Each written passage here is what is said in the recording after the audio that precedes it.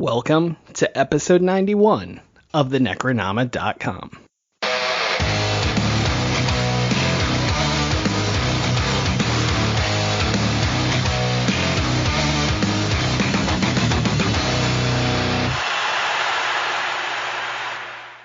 I am James Sabata, horror author, screenwriter, co-host of the podcast you're listening to right now. And ever since I watched this movie, I've been hearing colors through my nose. I'm not drinking the water anymore. It's alcohol and soda only going forward. And I am Don Guillory, author, historian, educator, co-host of this podcast. And this just is, I guess, keeping in my streak of I'm not going into the woods. So joining us today is Mike Thorn. Mike, welcome to the show, man. Thank you so much for having me. Yeah. All right, man. So before we jump into this, why don't you tell our listeners a bit about yourself and bring us up to speed on your new book, Shelter for the Damned. So as you just informed the listeners, my name is Mike Thorn. I'm currently living in Calgary, Alberta, where I'm teaching college intro to literary analysis and English composition virtually. I'm also the author of the short story collection Darkest Hours, which was just recently discontinued with its original publisher, but will be re-released through Journal Stone in a fancy new reissue soon. So I'm excited about that. Very cool. Yeah, and I write film criticism and horror fiction.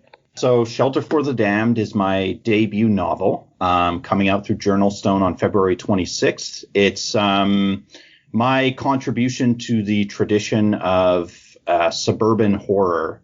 It's written through a kind of limited, omniscient perspective, but most of the book aligns itself with the POV of this troubled adolescent named Mark. And when writing from this character's perspective, I was drawing a lot on Hubert Selby Jr. and Jim Thompson, two very pessimistic American writers.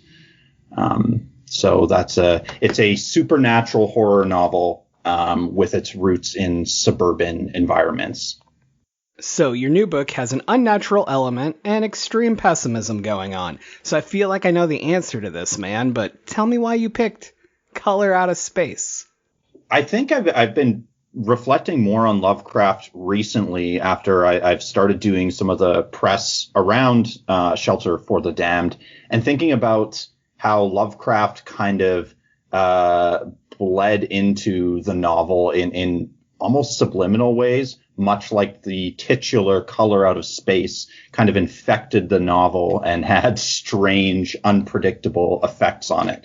So, yeah, just think about influences and like that lineage and the way Lovecraft has had such an impact on my work, you know? I mean, definitely. You and I were talking about how his shadow looms large, I believe were your words. And yeah. And Don, you haven't heard this, so I'm going to share this with you. I was talking to Mike last night, and I was like, yeah, man, I'm not a big Lovecraft fan, but I really enjoyed this film. And we get done talking, and I'm doing something else, and it just like clicks in my head. And I was like, you just told him that you're not a Lovecraft fan when your fucking podcast is called the Necronama.com. I was gonna say something, but you already came to that realization. But no, so we were talking about it, and it was more of a Sam Raimi thing and the Evil Dead route, you know. But right, like the way that Lovecraft has just influenced everything. Like, I'll be honest with you guys, I think he's a shitty writer, and I can argue that some other time because I don't have 6 hours right now. But I think his concepts were great. His world building and his universe is amazing. Right. The fact that people want to live in it and create in it and expand it is awesome. Technically speaking, if I was teaching his stuff in a class, I would be like, don't write this way, you know? and that's always been my issue with him. But I think it's amazing that he's so ingrained in everything that I have this podcast and didn't fucking think about how he's directly connected to it. Well, I mean, he's not alone in that. I mean, there are a lot of things when you're talking about any writer for that matter, any writer of that stature. OK, so you've got, and I hate to put all of them in the same area because I know both of you are English people and you'll start cursing at me about, you know, putting Shakespeare, Hemingway and all these people together. Mm-hmm. But there's a certain level that you reach. Now, all these men and women are at different levels depending on your fandom. and your appreciation of them. But they have a certain following, and they have this certain way that they get adapted into, into the general public that we don't really appreciate until, someone points it out to you, or someone actually tells you how this person's writing affected someone else's. And even with sports, like people, which I don't understand, my whole thing is just appreciate the athletes that you have, because people will quickly go to, is LeBron better than Kobe? Is Kobe better than Jordan? Is Jordan? My argument is you're not going to have one without the other. So they're all connected. And just like we look at any of these writers themselves, whether we're talking about Mary Shelley, Lovecraft, we've talked about Shakespeare, as I said before, Hemingway, James Baldwin, they're all going to have some, even Zora Neale Hurston for that matter, they're all going to have some interrelation, some type. Baldwin read everybody. And he even admitted, he's like, there's a little bit of everything from white, female, Christian, Jewish, like all types of writers that I've been able to pick up on and put into my stuff. So it makes sense that, a lot of this stuff we don't necessarily look for and really appreciate the impact that they have. I knew about Cthulhu before I ever knew anything about Lovecraft. It's just one of those things where I knew it was a monster, and people were debating over what it looked like and what powers it had and things like that. And then somebody's like, yeah, this is coming from Lovecraft. I was like, oh, shit, I didn't know.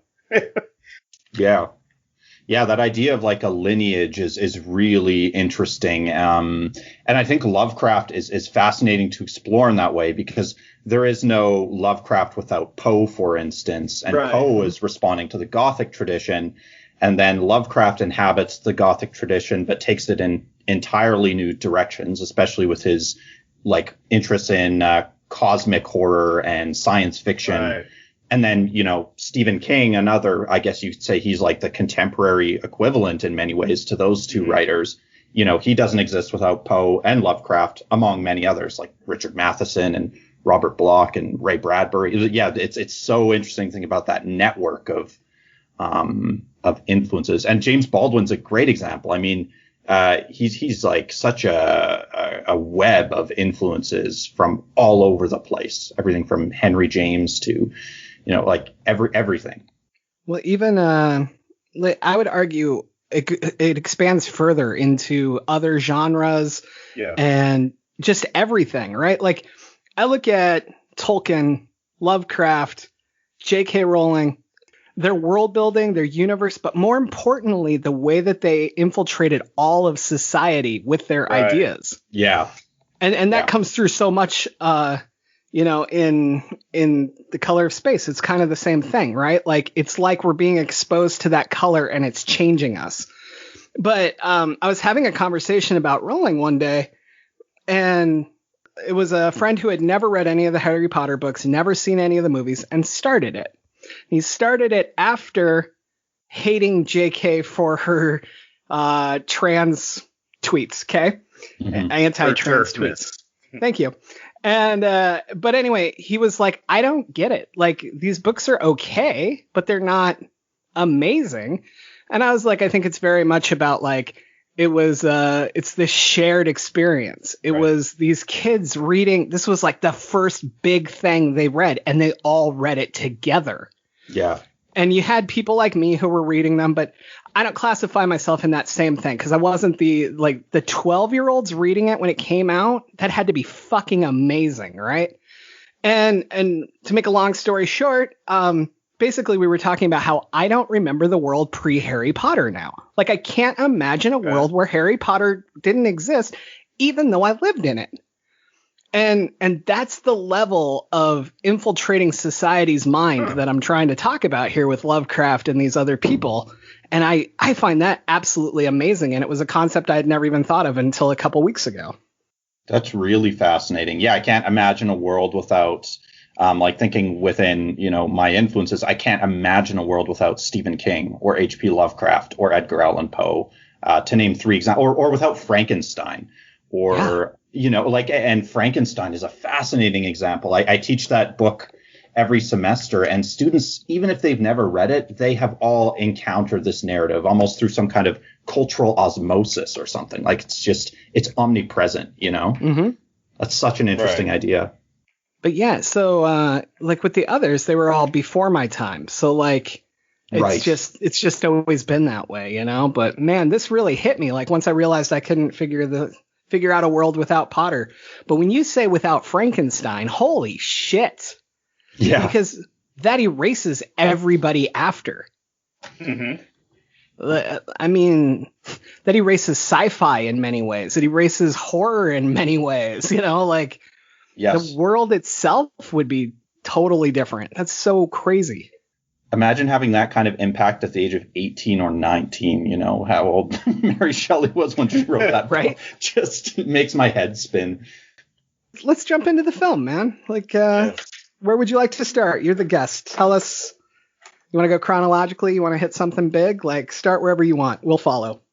Sure. Well, looking at this film the first time, I had the feeling that it was reflecting on this shared anxiety around the state of ecological catastrophe we're living on with the climate emergency.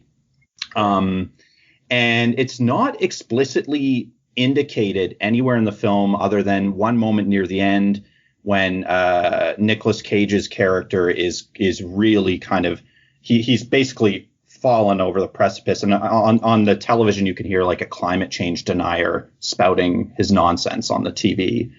But then I was also thinking last night, James, when you and I were talking, you brought up the notion of isolation. And I realized this film also has a lot to say about viruses and the connection between ecological catastrophe and viruses. And it feels very much like a horror film of the moment, which is fascinating given that the source is from, you know, nearly a century ago. Right. No, totally. I felt the same way. Like I felt like this was so ingrained in the now, like even since the film came out, you know. And I don't know, but I think a lot about, like, just to go to the ecological parts.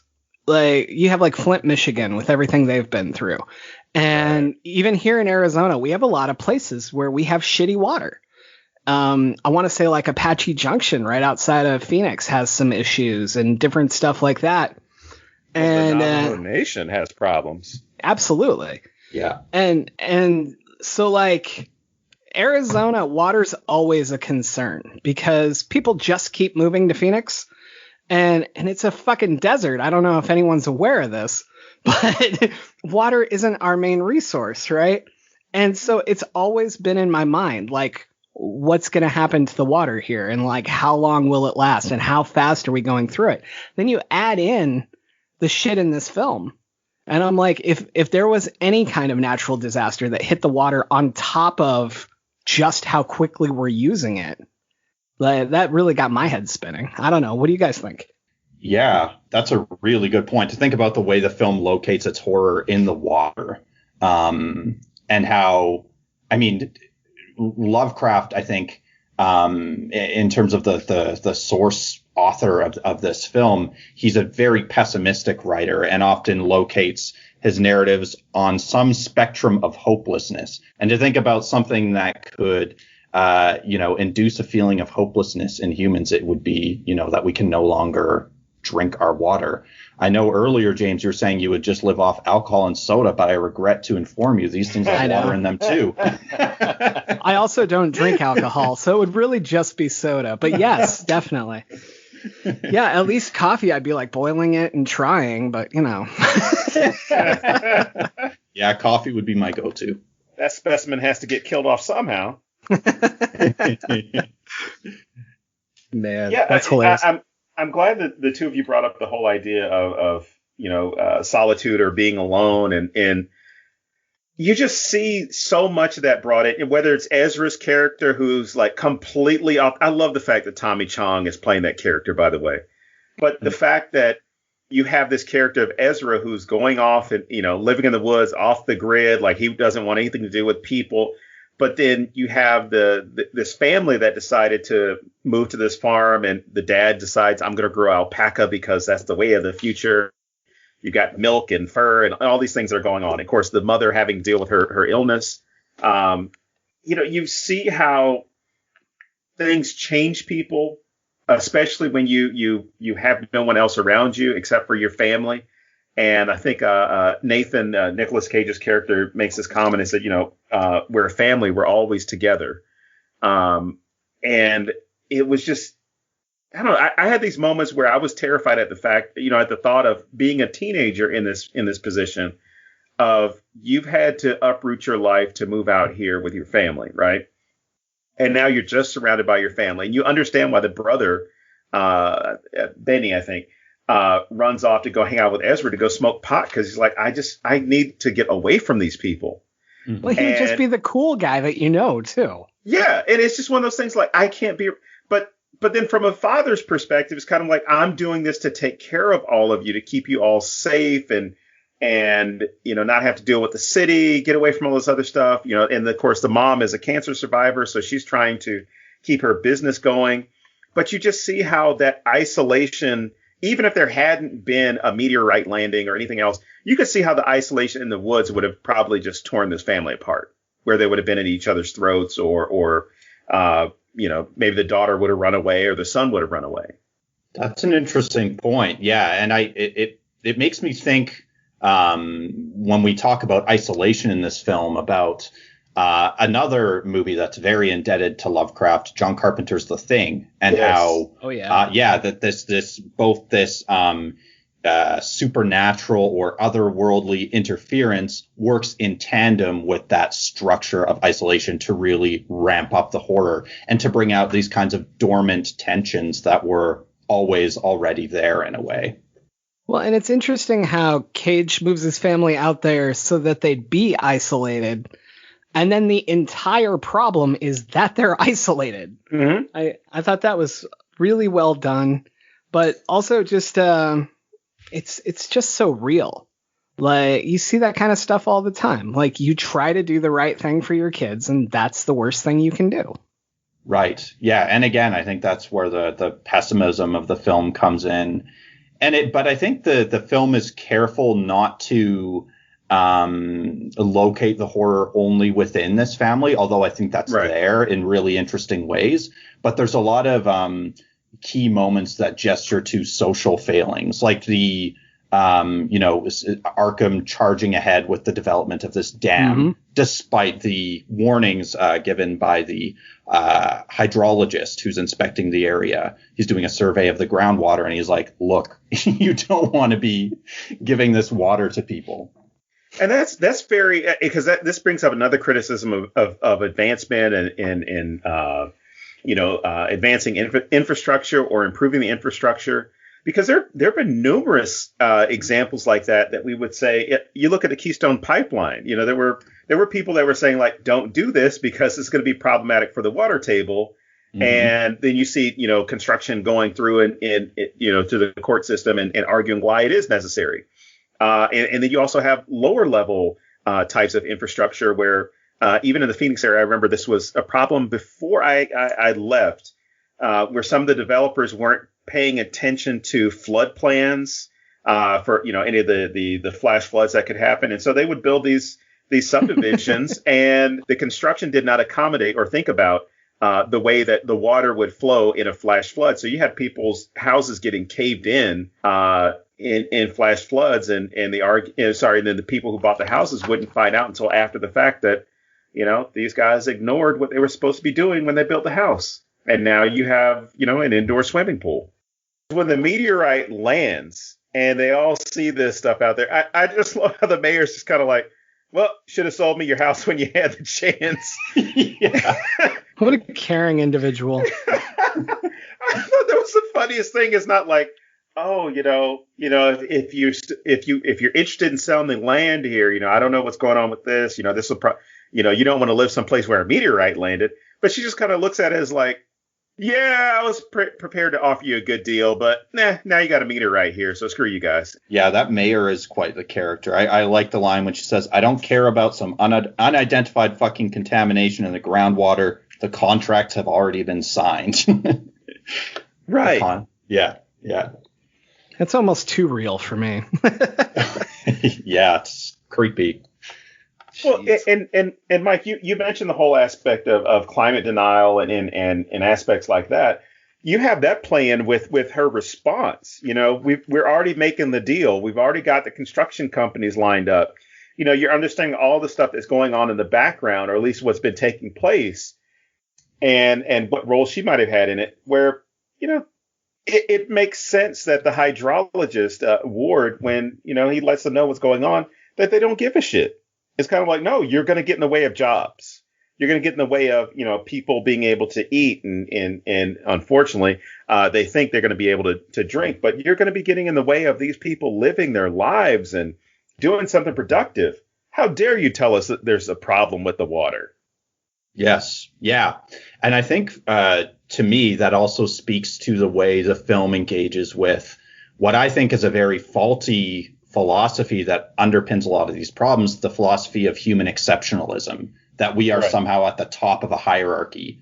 And of course, the way the color, deploys its like sinister effects throughout the film, it affects, both human and non-human animals. It affects the soil and the water. These kinds of, if you read it as an allegory for environmental change, it completely, undercuts that idea that if we charge ahead, everything will just work out because we are the center of the universe. Yeah, I mean, water is the main ingredient in everything on Earth. So I love how, because it's water, it affects everything. And like you just said, that directly flies into the face of that argument. But that argument is made all the time, whether it's Keystone, whether it's selling water rights in California, whatever. It's always, we have to protect jobs and we have to do this and it'll work itself out in time. And holy shit, what a terrible argument. And yet we never learn from it. Yep, exactly. And in the case of cosmic horror, the cosmos really doesn't give a shit about us. So if we continue plunging ahead with our kind of hapless progress, the cosmos will deal with us as it will. I think there's that old bit by George Carlin where he says, he's like, we don't have to worry about pollution, and I'm going to butcher it, but he's like, we don't have to worry about pollution or global warming or any of that stuff because the Earth will be just fine. The Earth will shake us off like a bad case of ticks. Yes. Like, the Earth is fine. Humans are fucked. And it's one of those things where what he said was timeless because when he delivered that, I think it was in the 90s, we were still having that same debate we're having now about what we should be doing with environmentally sound programs, environmentally sound construction. And the new term right now, or I should say the term it's been for the last 10 years, is sustainability. And gearing whatever you're doing, whether it's infrastructure, whether it is farming, whatever, it's about the sustainability behind whatever those projects are. So we can't just mow down this land and figure everything will be okay and things will sort itself out. You have to think about, what about 5, 10, 15, 100 years from now? How is this going to work? Yes. Yeah. Really good points. Yeah, no, that's so true. I think part of what's so interesting about this film, too, is the kind of like the vessel for this allegory or metaphor, which is the color itself, which Lovecraft describes as something innately indescribable because he describes it as something like a color, but it doesn't exist within our spectrum. So Richard Stanley described this idea of finding the color on the limits of the color spectrum that we can see, which is ultraviolet and infrared. And it becomes this kind of bioluminescent magenta thing. Mm-hmm. I think this ties into what we're talking about with destabilizing human hierarchies, is that this color exists entirely out of our realm of understanding or consciousness. It's like this infectious force. I just love the way the color figures into the film. I don't know. Yeah, the color itself is fascinating. To jump ahead to spoilers, because we always talk spoilers on this show, my favorite shot in this entire film, I love all the crazy shit, like when she's in front of the tornado and all that stuff. My favorite shot is when Ward is climbing out of the ash and everything's Yes. like that whitish gray color. But if you really look at it, there's a tinge of that pinkish, purplish, magenta-ish. It's barely there, but it's there. And it's such a cool addition to say the color's still here without overly pointing it out. You either see it or you don't. And I thought that shot in itself says so much about this color because it's, can you see it?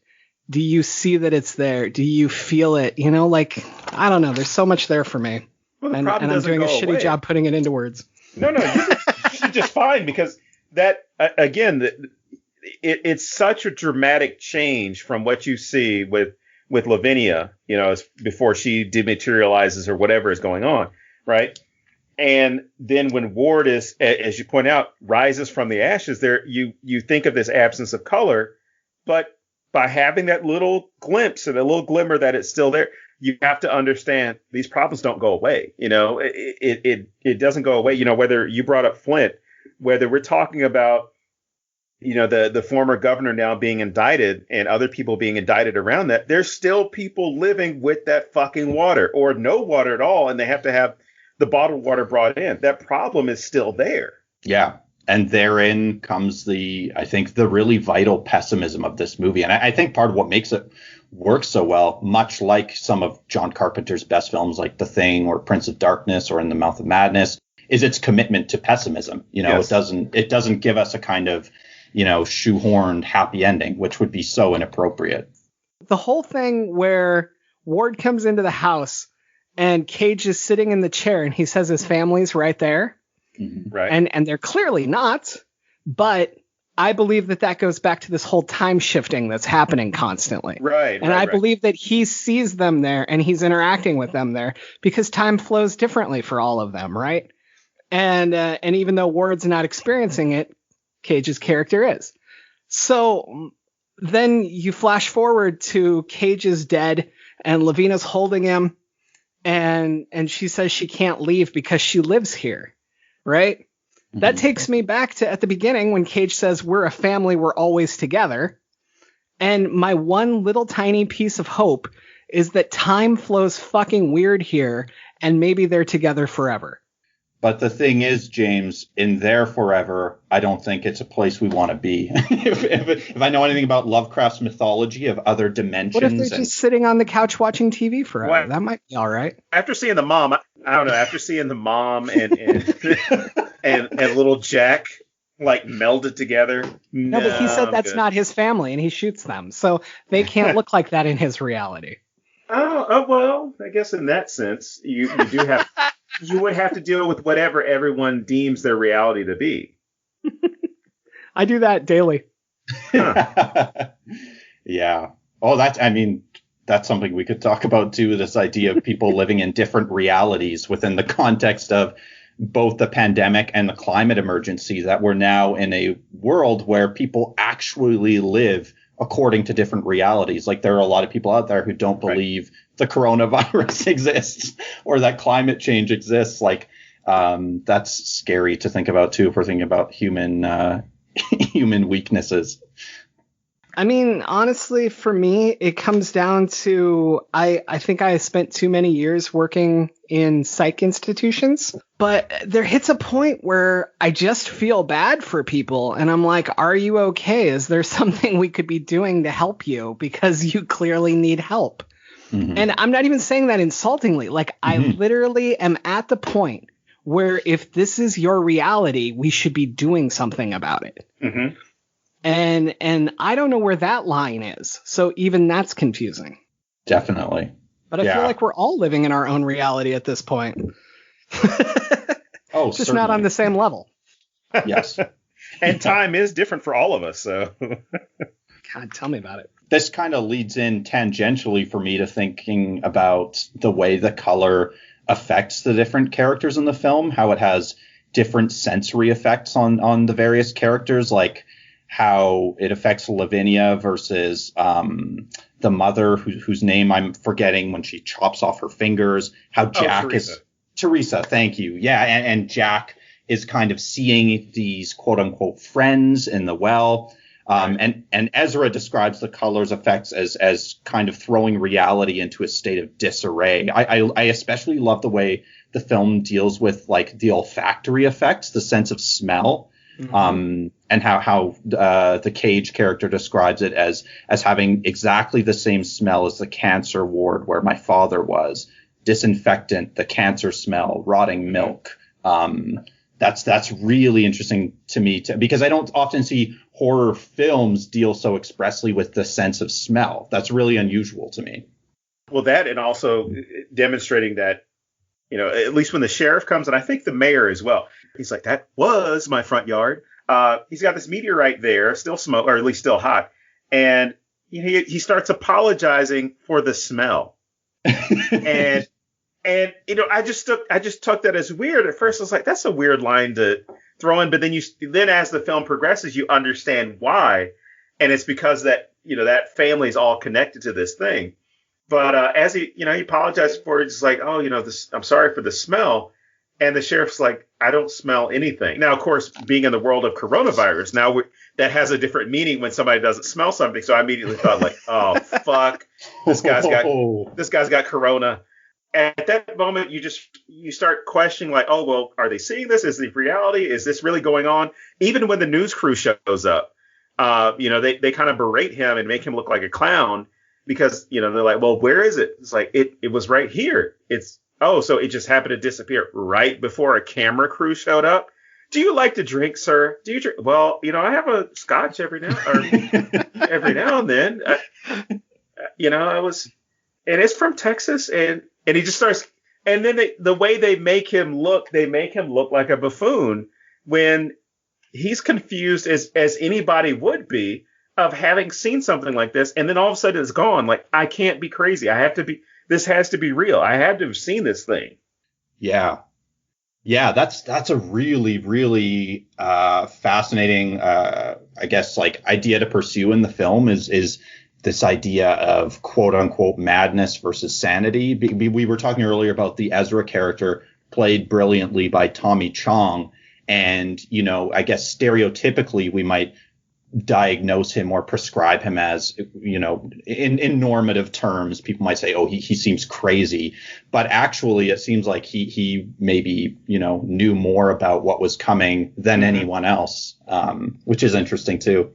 Yeah, he says that he's been recording it for a really long time, even though the meteor just hit like a few days beforehand. And I couldn't decide if that was more time shifting or if it was like some things happened there before. Yeah, I think the film kind of ambiguates that. I think it could be either. Right. It's interesting, too, to see the way the film updates the story because the story is told as a secondhand account by the hydrologist in the story listens to a secondhand account told by the equivalent of the Tommy Chong character in the story.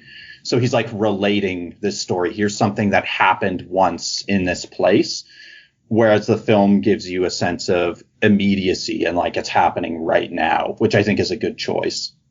No, I agree. Lovecraft that's kind of his thing. He loved flashback sequences and setting up stories that way.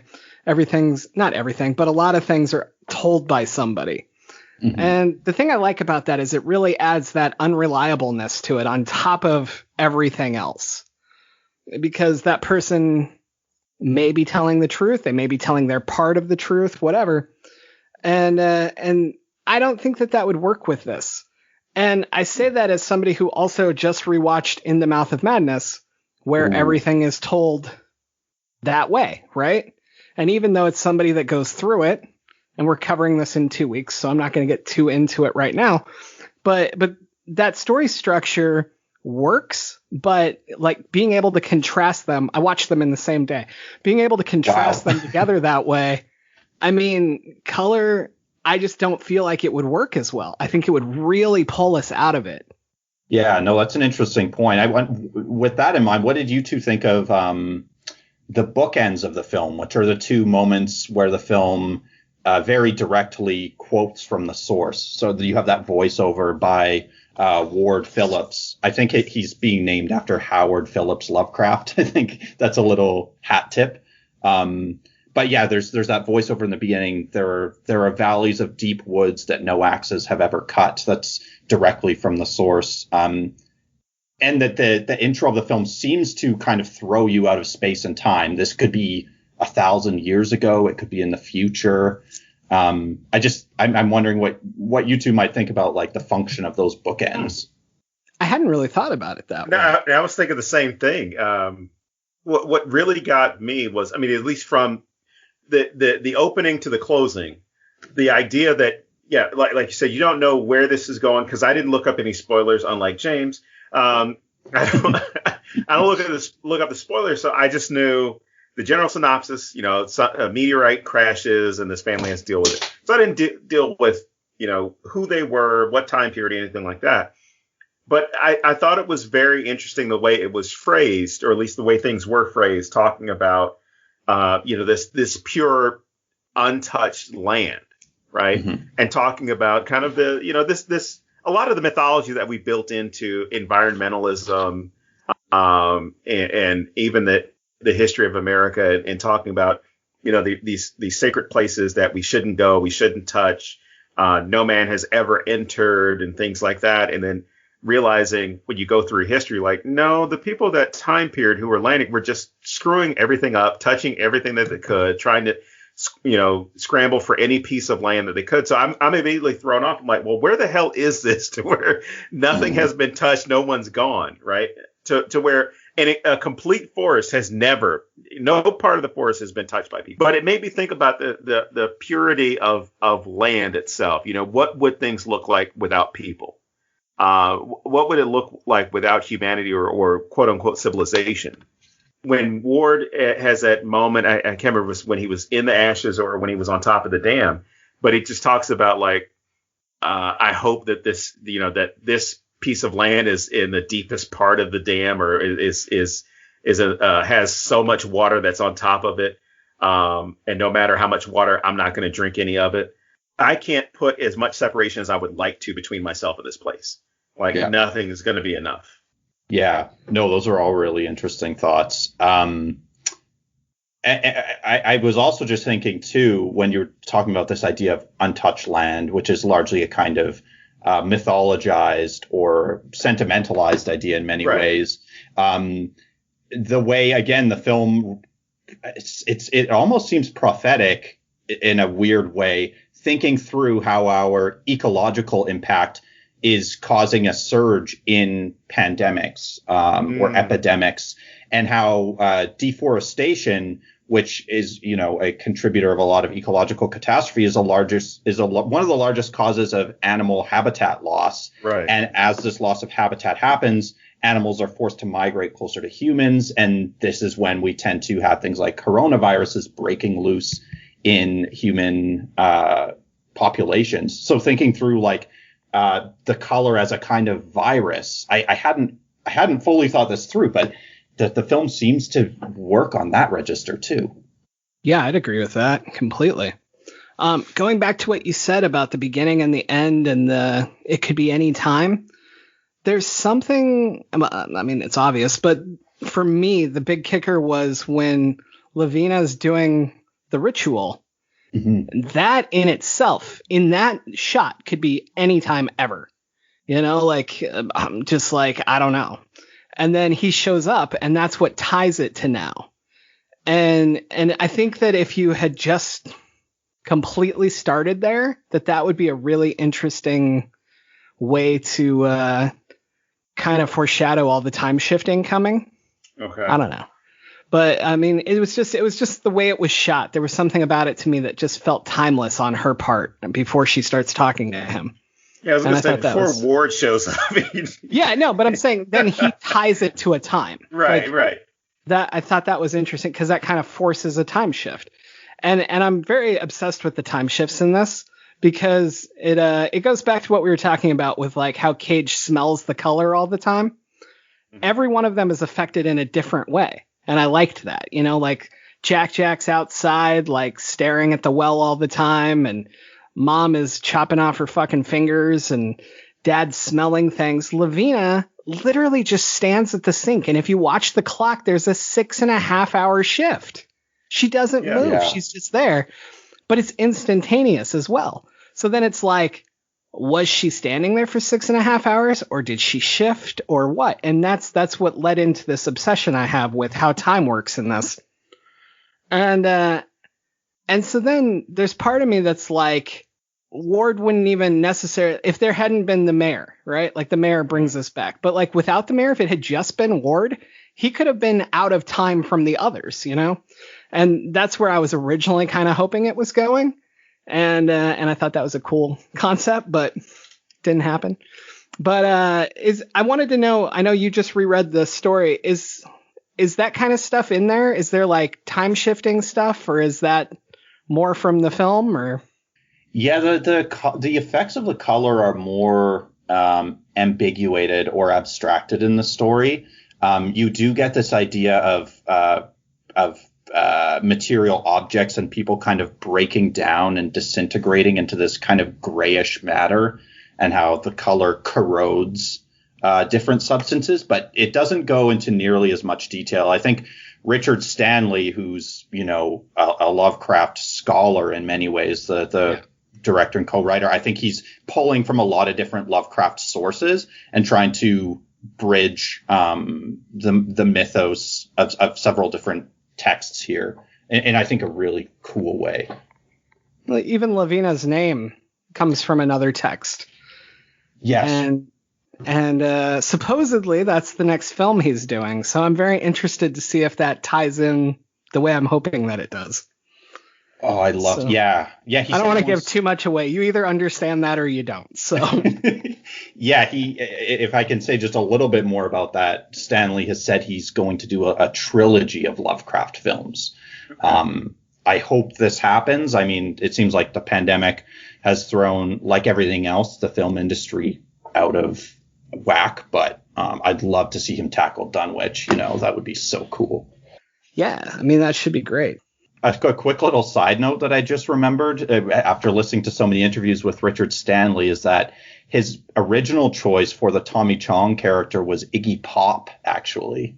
Really? Oh. Yeah. Iggy Pop does like some voice work in Richard Stanley's first film, Hardware. He's like a doomsayer on the radio. Mm-hmm. I don't know. I just remembered that and thought it was a fun little piece of trivia. I could see it, but I can't see it after Tommy Chong doing this. Yeah. He killed it, hey? Oh, yeah. You know, the thing with Tommy that's so weird to me is he plays the exact same character in everything, and yet they're completely different characters. Mm-hmm. Like, this isn't Leo from that 70s show, and it's not whoever from any of his other movies, you know? Like, but it always feels like, oh, there's Tommy being Tommy again, and yet it's so individualized, and I think that's so crazy. Yeah, the nature of the performances in this film are really compelling to me too, like the way Richard Stanley kind of modulates the progression of darkness in the film. And actually, this brings me to another point, the psychedelia in the film, how Richard Stanley says he tries to structure his films like the onset of acid trips. Like at some point, the acid hits, and he's someone who has experimented a lot with psychedelics. And the way he's drawing that out of Lovecraft. But I think it's cool the way he modulates the performances to the tone of the film. So the way he works with Nicolas Cage, who obviously has a very kind of impressionistic, unusual acting style. Sorry, I couched a few ideas in there, but. No, I was going to just add, I've never done psychedelics in any way, but it would seem to me that would go hand in hand with Lovecraft. Because Lovecraft's entire thing is about expanding your mind past where it is now. And that, you know, people who do that either go crazy or they solve the great secrets or whatever else. And so that just seems like a match made in heaven in many ways. Yeah, I think so too. And I think this is something that I feel like previous filmmakers have touched on a little bit, but not to the same extent. The possibility of mining psychedelic imagery and sensory details in a Lovecraft adaptation. I think it's brilliant. What about you, Don? Do you do a lot of psychedelics? No. But it's funny that you mentioned that. When I was watching this, that was the first thing I thought. With the color and the impact and the way that people were responding to it, and my first thought was like, this must be what it's like. As far as either LSD or any other equivalent, this must be what it's like, because that's the way I've heard it described. As far as the level of colors, being able to almost see like sound, if that makes sense. But I mean, that was one of my initial thoughts. I'm like, this is what it would be like. I'm not going to make any phone calls to find out, but personally, but I'm just going to take the I guess the input from experts. If you change your mind, I know a guy. No. All right. Okay. Wait, speaking of which, not that, but no. I was blown away by at least the practical effects in this film. Yeah. And I was upset that, I mean, we've all kind of been spoiled with Netflix and Shudder and all these different streaming sites, right? And this movie actually made me want to see this on a large screen, or that one scene where Teresa cuts her fingers, because that scene is just extremely tension filled for me, because I can see all types of violence take place on a screen, but whenever it's like cutting a limb, especially like a finger, or when Lavinia is carving into her own skin the symbols and things, that's the part for me where I'm kind of like, I might have to cover my eyes. And in fact, when she was carving into her skin, I actually did cover my eyes. But that was just a brilliantly done scene where Jolie Richardson's character Teresa she's cutting the carrots or whatever she's cutting in the kitchen, and it's going to happen. She's going to cut herself. But the depth at which she cuts herself and cuts two of her fingers off, and I forgot what line she gave, but it was just so funny that it was kind of like, oh, okay, cut my fingers. It was just, there was no feeling, there was nothing to it, and even when they come back, it was go to the hospital and come back. There's that. I don't know what I was thinking. I don't know how. I love that line. I don't know what I was thinking. And I don't know what did you guys mean, or at least any other scenes that may have made you, I guess, somewhat on edge watching. Well, I just wanted to talk about, like, I agree with you completely about that scene, and the way Richard Stanley, I think, very expertly bridges black comedy and horror. And how he talks about, he says in retrospect, he thinks this film owes a lot to Tobe Hooper, especially the Texas Chainsaw Massacre 2, and Don Coscarelli, like the Phantasm films. And how, there's this really unique kind of tonal dissonance he's working with. And you contrast like that finger chopping scene to the scene where Nicolas Cage is taking bites out of the fruit and spitting them in the sink. Right. And he starts hurling the tomatoes in the garbage can. That's a kind of blackly comic scene. So he kind of ramps up the tension, and you never know if it's going to climax in a big laugh or just an image of absolute horror. And I think that plays with our unease. It did make me want fresh tomatoes at that point, but they don't look very good, judging by Nicolas Cage's reaction. Yeah, but it upset me because when I saw him carrying those in, I mean, my first thought was like, why are you getting? I mean, because you're seeing this as an audience member, you're like, please don't eat those. There's all types of shit in there. Please don't eat those. But it reminded me of going to my grandparents' farm in the summers and like actually pulling tomatoes off the vine, and just sitting on their porch and putting some salt on them and eating them like that. So yeah, but as soon as he did have that bite and he started spitting them in the peach, and actually, I guess talking dirty or sweet talking the peaches and tomatoes it was another good humorous thing, because it's like, oh, what do you have for me today, Miss Peach? And I'm like, okay, Mario. Whoa.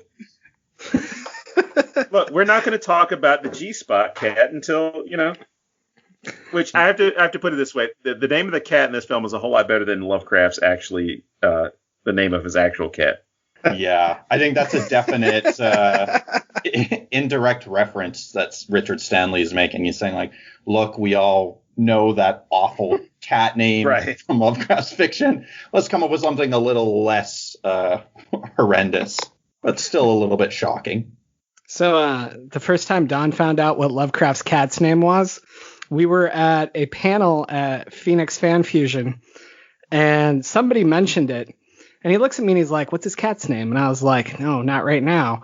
And and all of a sudden, like it's a panel, so it's quiet except the people talking.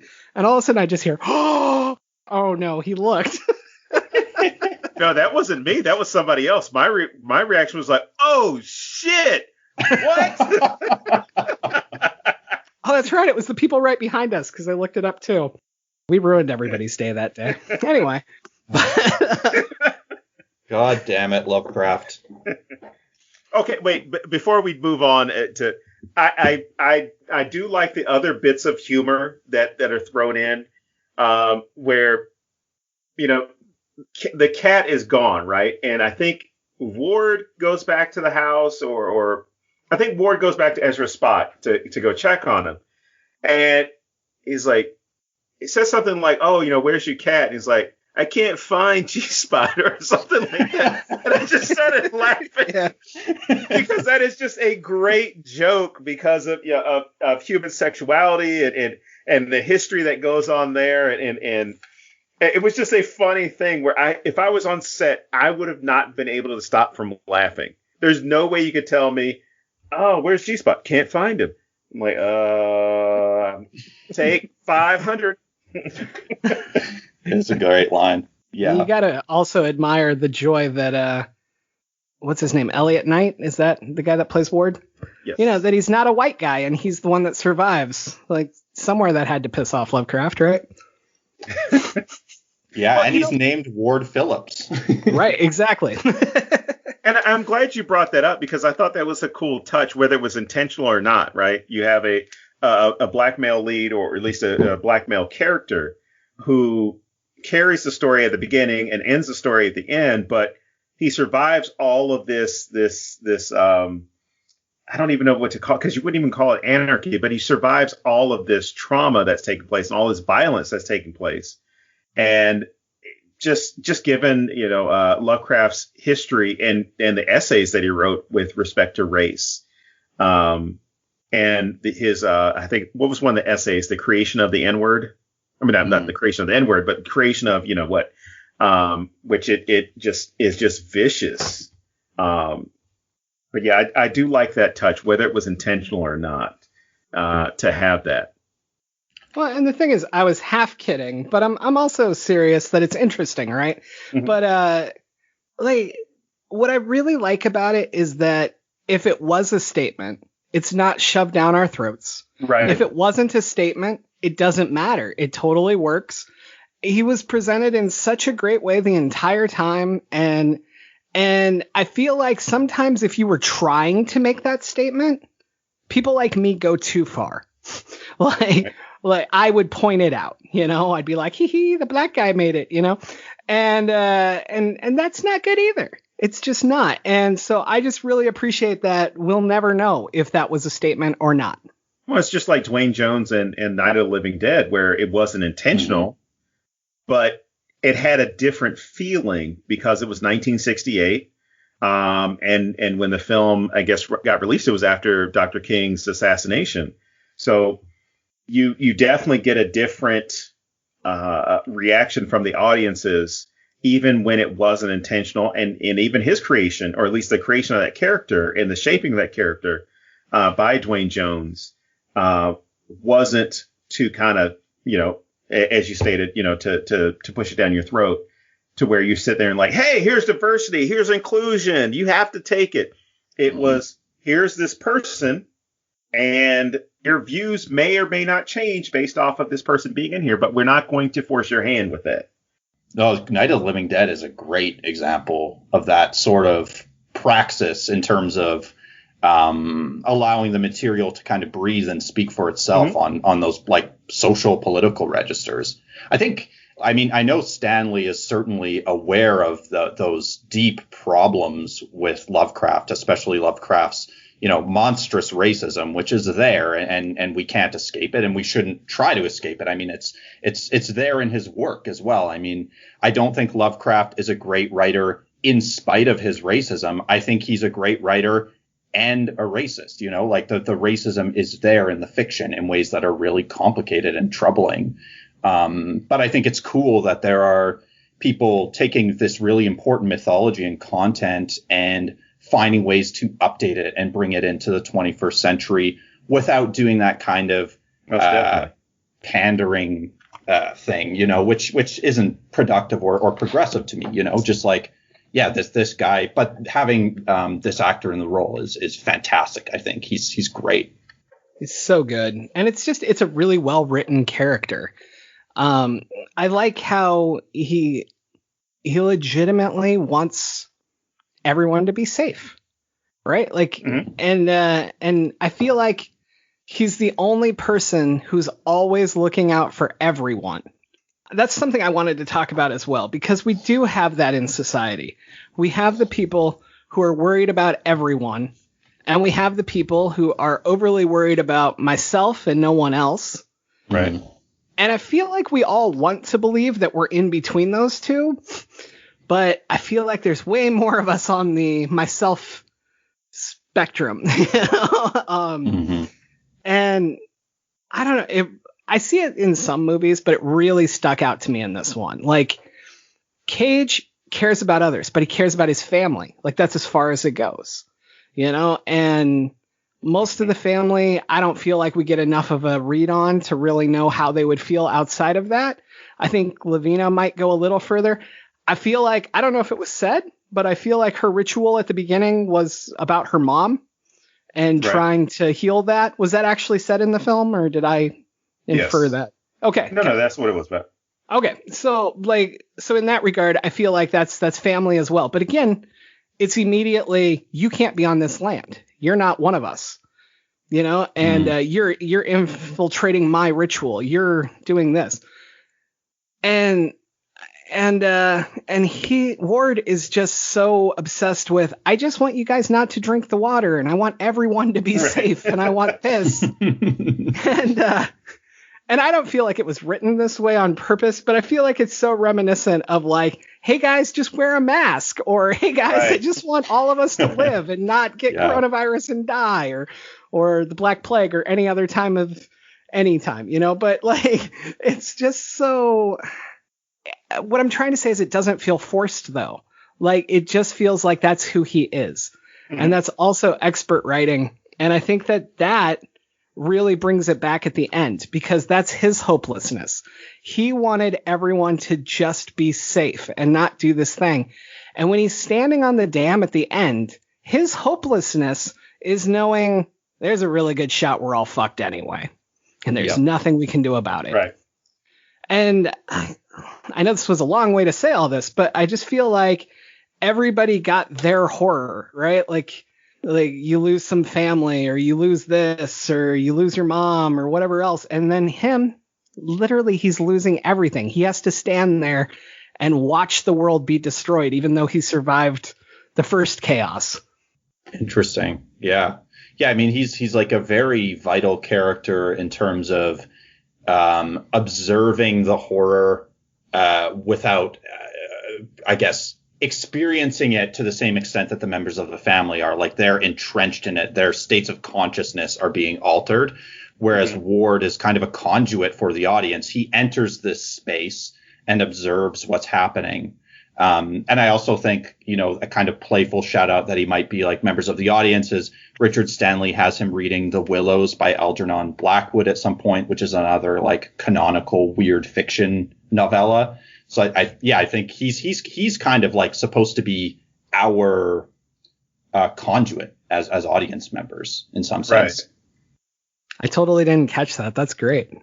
I did catch his Miskatonic sweater and a couple other things like that, but I didn't catch that. So yeah, it's kind of cool. All right, what else do you got for us? We talked about the performances.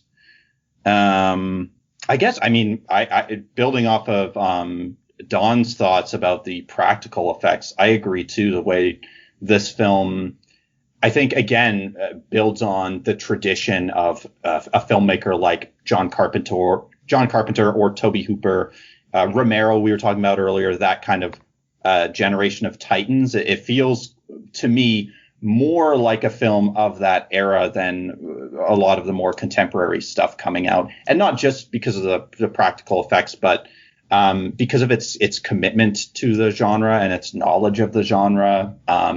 It just feels of that moment, and I think that partially comes from the fact that Richard Stanley, hasn't made a feature film since 1992, and that's the type of cinema that he is committed to and wants to explore.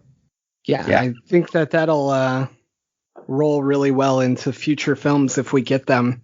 I feel like we're in a really good position to lead into this trilogy, and I really, really hope that it happens. But as I was sitting here just now, I was thinking back to when we were talking about Flint, and I can't help but see a similarity here because this is contained to their little area, and the rest of the world either doesn't know about it or doesn't give a shit because it's not affecting them. And then you have Flint, same thing, right? Like, people care, but it's still not fixed, even though Jeff Bezos made a little bit of money last year. And I view this as something that happens all the time. If you're directly in it, it's the end of the world. And if you're not, nobody gives a shit. Yeah. And I can't help but think that that's kind of Lovecraft's entire mindset always. But he's always like trying to bring it on. And so that brings me to my question for you guys. One of the things that I read online was the theory that Lavina caused this during her ritual. And I don't think that I agree with it, but I was wondering if either of you did and why. And also just like even if we don't agree with it, like, what do you think that would mean if she did? Like, would that be cool? Would it not? Well, yeah, I just wanted to say with one quick thought with regards to that idea of, when things are localized or felt, people give a shit. And I think that actually speaks well to the way so many people are deferring action on or ignoring the climate emergency. But when COVID hits, when it's like affecting their immediate family, they're like, oh, we better do something. But, it's most vulnerable populations who are least responsible, who are already feeling the effects of the climate emergency. And the people who are most responsible are doing the least to solve it. So I just wanted to soapbox about that issue. No, definitely. And then with regards to Lavinia causing this with the ritual, I think it's an interesting theory. My knee-jerk response is that I liked the idea that this intervention occurs despite all human reason and influence, because I think Lovecraft is such an anti-humanist writer that he always wants to decenter the human. So although this arcane ritual would be like exceeding human, understanding or whatever, that's my knee-jerk response. I like to believe that this color just arrives without it in a way that exceeds human understanding altogether. So that's my take. I could definitely see that. Don? Here's what it comes down to as far as this proximity to crisis, right? It turns into it's those other people's fault for whatever came to them, right? Especially if we're talking about poor, underprivileged, in marginalized organizations, marginalized communities.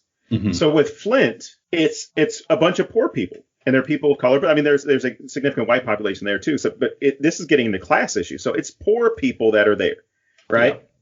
So that was why they were preyed upon in the first place. It wasn't, this was an accident. It was a natural disaster, or anything like that. Because when the water was switched, the only reason why there was really some, uproar initially was because the GM plant was getting some of that water and it was corroding the stuff that they had. And so they called the county or the state officials and said, hey, we need to get the water the good water. Like, why are you sending us this crap? And they got taken care of. But there was no one to really advocate for the poor people in places like Flint and surrounding communities. And you see that a lot of times where if it's poor people or if it's working class people, they're on their own. So a lot of people, they don't see the problems as their own. And this is, I guess this is when I get to throw Meghan McCain's name out there because I can't stand her and and her personal whatever the hell it is. People who are born on third base, like Elon Musk and Meghan McCain, and those of you who are listening, Elon Musk is the heir to a multi-billion-dollar precious gems fortune. So he didn't do anything on his own. Mm-hmm. But people like Elon Musk and Meghan McCain, they typically will complain about something that affects them, right? If it affects a bunch of other people negatively, great. It gets those people some attention. But what really bothered me, and this came up in social media not too long ago, where Meghan McCain was talking about maternity leave. And she's wealthy. I mean, her mother, I guess, was the heir to like the Budweiser or Bush fortune or something like that. So she's got money. Her dad was in Congress for like 30 plus years. So she's coming from a place of privilege. She has a kid and then understands the need for paternity leave, for family and medical leave. She had been one of those people that argued against this being a thing for people. Like, I don't understand the point. Why do women need to be at home? If you have the baby, you should be able to go back to work. I'm paraphrasing stuff that she said and stuff that she inherited. And a lot of times these people of privilege don't care about the problem unless it affects them. Yes. As we saw with GameStop, these hedge fund billionaires didn't give a shit about who they bankrupted, who got hurt, who lost their jobs, until all of a sudden they were on the hook for what Redditors decided to do, which I think was hilarious, by bankrupting some of those making those hedge fund billionaires or hedge fund accounts go into debt, which the debt that they're going to accrue is going to be a lot more painful than, you know, the few thousand guys who decide I'm going to put $100 down into this stock and help it go up. That $100 is nothing compared to, hey, you lost $500 million betting against this. But with respect to Lavinia's thing, I could see that as a possibility because the first thing I thought, and I know if James and I were watching this together, I would have said, like, see, that's why you don't fuck around with witchcraft, man. That's why you don't do it. That's why you don't fuck around with this shit. Because she's singing in the woods, and the first thing I wrote down was like, why is this little girl doing some Wiccan shit out in the woods? And I'm like, this is where these movies always fucking start off, and bad shit is gonna happen. And so all I thought was, well, she's doing this spell that has to deal with time and has to deal with direction.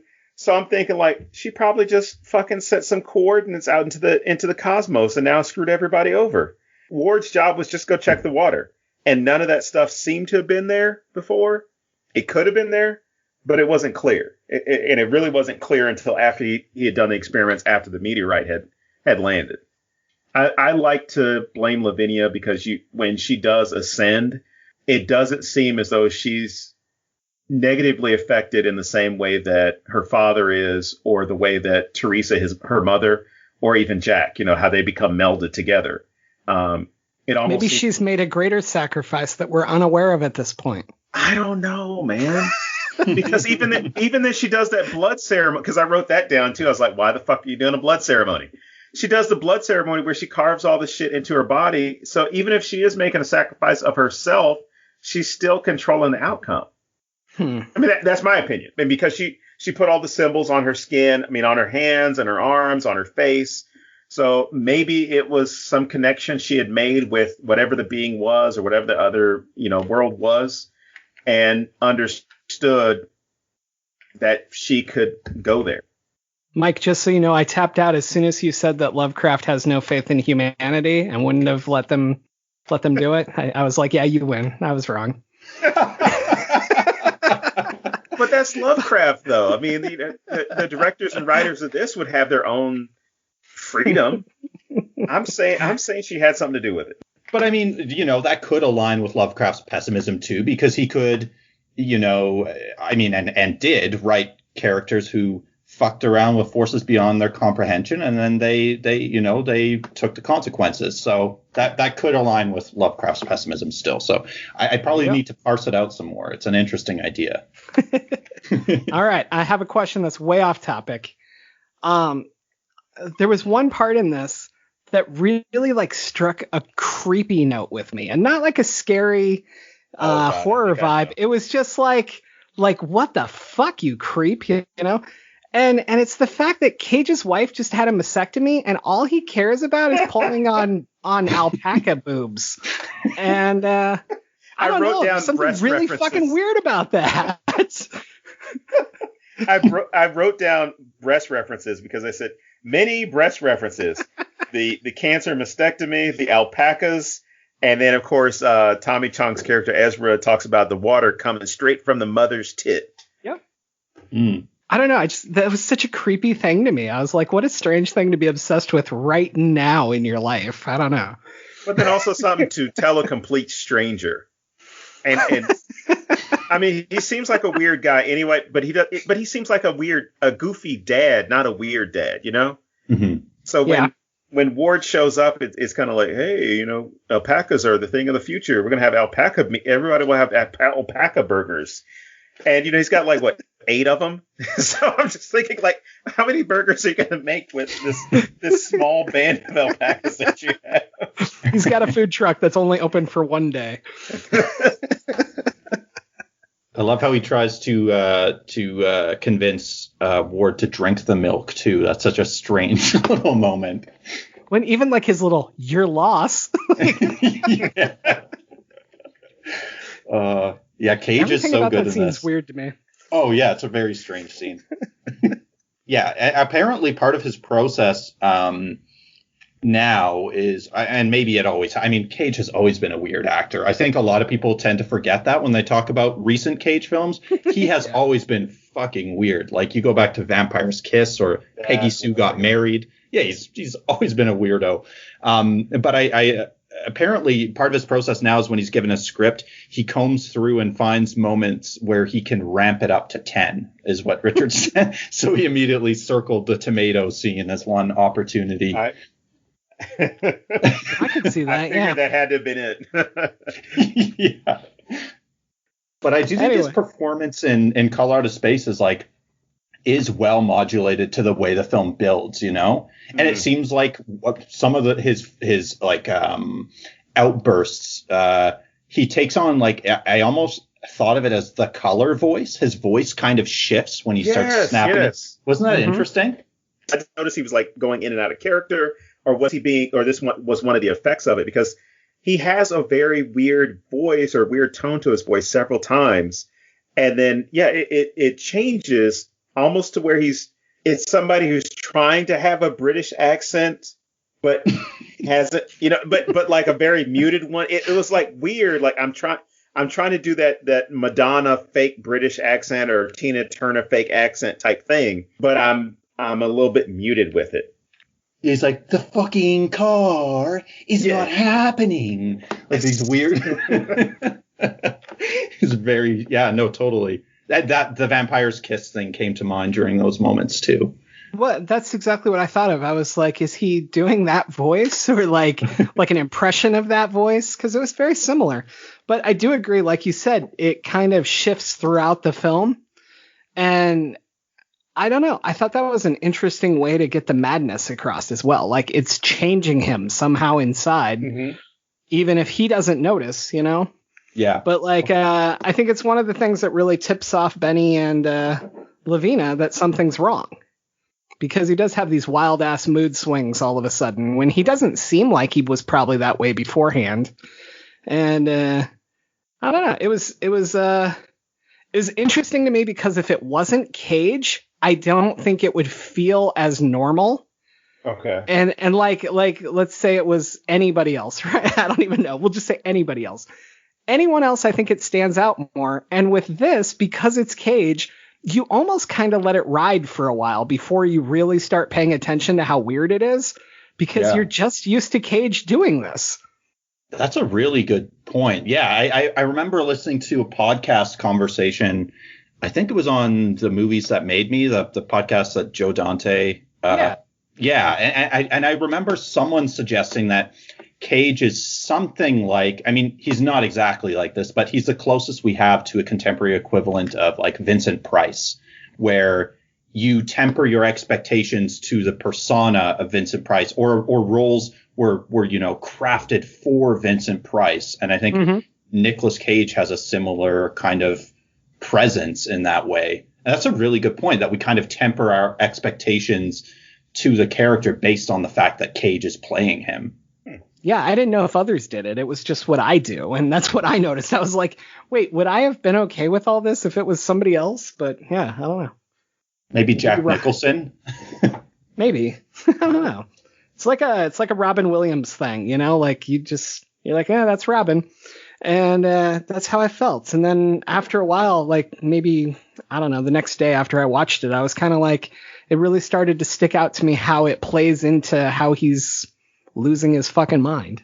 Yeah. And again, it just like it really bleeds into the madness of the third act as a whole, like those horrific images we were talking about earlier of Teresa and Jack fusing together into this hideous monstrosity that's always moaning. And I think it's Lavinia says, why do they keep making that sound? Those scenes really disturbed me. Yeah. There's a lot going on there. Yeah. Yeah, it really goes there in the third act, hey? Goes for broke. All right, so that's probably as good a place as any to wrap it up. So, Mike, do you have any films that you think other people should watch if they enjoyed this? Yeah, I would recommend 2 films by a director named Daniel Haller from 1965 and 1970. The first one is called Die Monster Die, starring the great Boris Karloff, and it's a very thin adaptation of The Color Out of Space as well. And the other one from the same director is called The Dunwich Horror from 1970. So it seems like Richard Stanley is maybe resurrecting these films in his own twisted, ingenious way. So I would definitely recommend those 2 Daniel Haller films. Nice. All right, Don, what do you got? I'm going to make you so mad with this list, James. I apologize. Can I just go first then? Because all I have is In the Mouth of Madness, and watch it within the next 2 weeks so that we can talk about it on February 22nd. All right. I love that movie. All right. Here are the ones that I would definitely throw in there. Signs, The Crazies, Maximum Overdrive, The Void, The Mist. Anyway, we already talked about The Thing, but The Thing. Slither, and I was on the fence about this last one, which is actually this isn't the last one, but I was on the fence about They Live. As far as the whole idea of being the different things that we covered on that previous episode with being alone, aliens, and what distortion of reality, things like that. But another one I would add, and it's because I watched it last night. My wife apparently never saw this movie and was upset that she never watched it because she had no idea it existed, which is Shutter Island. Really? Which, yeah. It showed up on Netflix, and she was like, have you seen this movie? She's like, yeah. Who hasn't seen that movie? So I had to spend, I guess, 2 hours not ruining the movie for her. But yeah, that whole idea of reality and what you think reality is based off of what everyone else is, and then other people not understanding your reality. I mean, all these movies, I would say fit right in with this. I mean, this would be a good jumping off point if you haven't seen any of those movies, or if you have seen these movies, this would be a good jumping off point to catch The Color of Space, The Color Out of Space. Cool.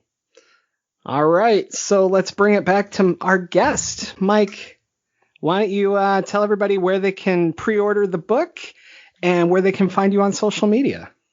Yeah, you bet. So Shelter for the Damned, you can pre-order through Journalstone or Amazon or Walmart or Barnes & Noble. It's available through all of those.